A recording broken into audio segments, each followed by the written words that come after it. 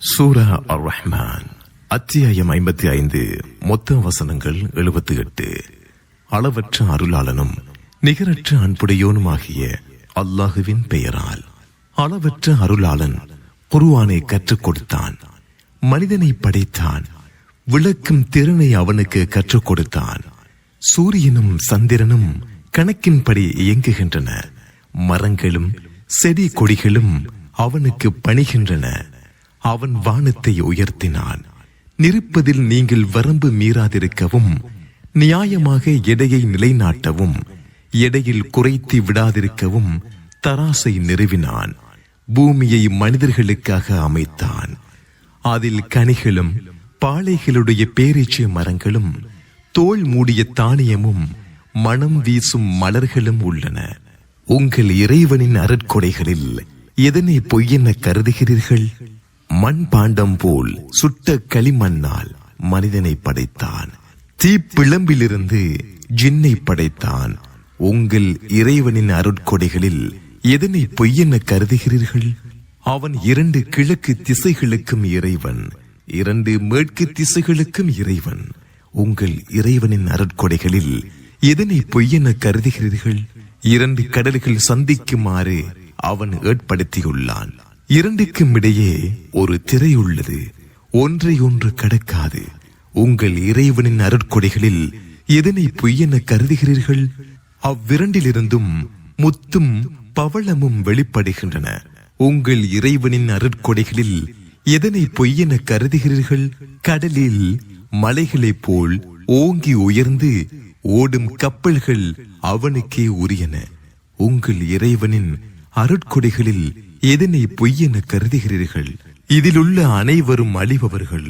மகத்துவமும் கண்ணியமும் மிக்க உமது இறைவனின் முகமே மிஞ்சும்.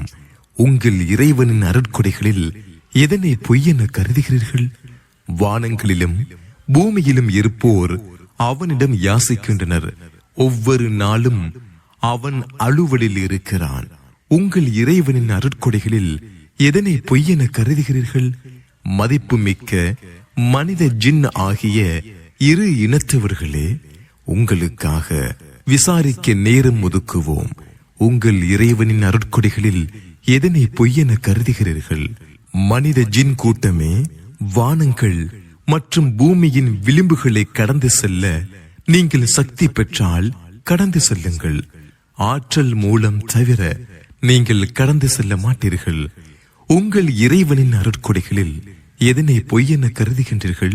யுக முடிவு நாளில் உங்களுக்கு நெருப்பின் ஜுவாலையும் புகையும் அனுப்பப்படும், அப்போது உதவி பெற மாட்டீர்கள். உங்கள் இறைவனின் அருட்கொடைகளில் எதனை பொய்யென கருதுகின்றீர்கள்? வானம் பிளக்கும் போது எண்ணெயை போல் சிவந்ததாக ஆகும். உங்கள் இறைவனின் அருட்கொடைகளில் எதனை பொய்யென கருதுகின்றீர்கள்? அந்நாளில் எந்த மனிதனிடமும் ஜின்னிடமும் அவரது குற்றம் குறித்து விசாரிக்க தேவை இருக்காது. உங்கள் இறைவனின் அருட்கொடைகளில் எதனை பொய்யென கருதுகின்றீர்கள்? குற்றவாளிகள் அவர்களின் அடையாளத்தால் அறியப்படுவார்கள், முன் நெற்றிகளும் பாதங்களும் பிடிக்கப்படும். உங்கள் இறைவனின் அருட்கொடைகளில் எதனை பொய்யென கருதுகின்றீர்கள்? குற்றவாளிகள் பொய்யென கருதி கொண்டிருந்த நரகம் இதுவே, அதற்கும் கொதிநீருக்கும் இடையே அவர்கள் உழல்வார்கள். உங்கள் இறைவனின் அருட்கொடைகளில் எதனை பொய்யென கருதுகிறீர்கள்? தமது இறைவன் முன் நிற்பதை அஞ்சியவருக்கு 2 சொர்க்க சோலைகள் உள்ளன. உங்கள் இறைவனின் அருட்கொடைகளில் எதனை பொய்யென கருதுகிறீர்கள்? அவை அடர்த்தியான கிளைகளை கொண்டவை. உங்கள் இறைவனின் அருட்கொடைகளில் எதனை பொய்யென கருதுகிறீர்கள்? அவ்விரண்டிலும் 2 ஊற்றுகள் பீரிட்டு ஓடும். உங்கள் இறைவனின் அருட்கொடைகளில் எதனை பொய்யென கருதுகிறீர்கள்? ஒவ்வொரு கனியிலும் 2 வகைகள் அவ்விரண்டிலும் உள்ளன. உங்கள் இறைவனின் அருட்கொடைகளில் எதனை பொய்யென கருதுகிறீர்கள்? அவர்கள் விரிப்புகளில் சாய்ந்திருப்பார்கள். அதன் உட்புறம் இஸ்தபரக் எனும் பட்டு வகையைச் சேர்ந்தது. அவ்விரு சொர்க்கச் சோலைகளின் கனிகள் தாழ்ந்திருக்கும். உங்கள் இறைவனின் அருட்கொடைகளில் எதனை பொய்யென கருதுகிறீர்கள்? அவற்றில் பார்வைகளை தாழ்த்திய கன்னியர் இருப்பார்கள். இவர்களுக்கு முன்னர் அவர்களை எந்த மனிதனும் ஜின்னும் தீண்டியதில்லை. உங்கள் இறைவனின் அருட்கொடைகளில் எதனை பொய்யென கருதுகிறீர்கள்? அவர்கள் வெண்முத்தையும் பவளத்தையும் போல் இருப்பார்கள். உங்கள் இறைவனின் அருட்கொடைகளில் எதனை பொய்யென கருதுகிறீர்கள்? நன்மைக்கு நன்மை தவிர வேறு கூலி உண்டா? உங்கள் இறைவனின் அருட்கொடைகளில் எதனை பொய்யென கருதுகிறீர்கள்? அவ்விரண்டும் அல்லாத வேறு இரு சோலைகளும் உள்ளன. உங்கள் இறைவனின் அருட்கொடைகளில் எதனை பொய்யென கருதுகிறீர்கள்? அவை கரும்பச்சை நிறமுடையவை. உங்கள் இறைவனின் அருட்கொடைகளில் எதனை பொய்யென கருதுகிறீர்கள்? அவ்விரண்டிலும் பொங்கி வழியும் 2 ஊற்றுகள் உள்ளன. உங்கள் இறைவனின் அருட்கொடைகளில் எதனை பொய்யென கருதுகிறீர்கள்?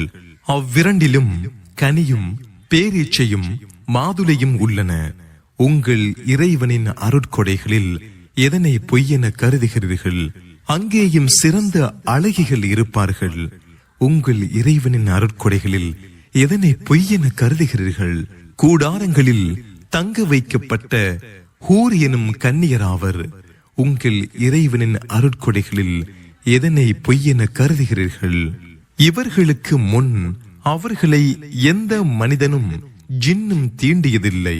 உங்கள் இறைவனின் அருட்கொடைகளில் எதனை பொய்யென கருதுகிறீர்கள்? பச்சை நிறத்து ரத்தின கம்பளத்தின் மீதும் அழகிய சாய்மானத்தின் மீதும் சாய்ந்து கொண்டிருப்பார்கள். உங்கள் இறைவனின் அருட்கொடைகளில் எதனை பொய்யென கருதுகிறீர்கள்? கண்ணியமும் மகத்துவமும் மிக்க உமது இறைவனின் பெயர் பாக்கியம் மிக்கது.